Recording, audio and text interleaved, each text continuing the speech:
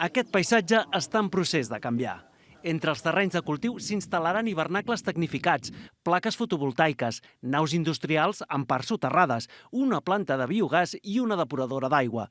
Tot plegat combinat amb zones de passeig, activitats turístiques i allotjaments rurals. Així és el projecte Agroparc Penedès del Grup Ametller.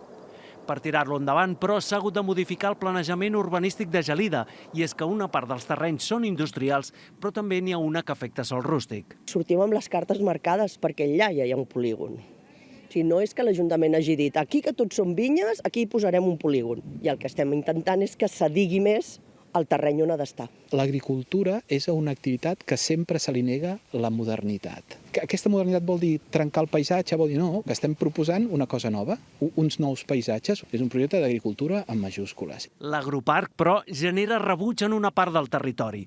Una trentena d'entitats s'han organitzat en una plataforma per fer-hi front. Tenim molts espais industrials en el Penedès buits, més de 200 hectàrees, com per estar construint polígons nous en zones que estan preservades. Potser utilitzen materials que queden més integrats en el medi, el que no podem oblidar és que el que acaben portant és una fàbrica enmig de la natura. Aquí tindrem moltíssimes instal·lacions que no són pròpies del sòl rural.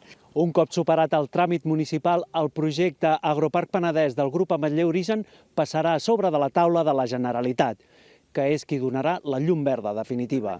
Mentrestant, l'àliga cua barrada, una espècie en perill d'extinció i un indicador de qualitat en la biodiversitat, sobrevola la zona on avui hi caça i on s'han d'ubicar els futurs hivernacles. Oriol Llach Estrella, TV3, Gelida.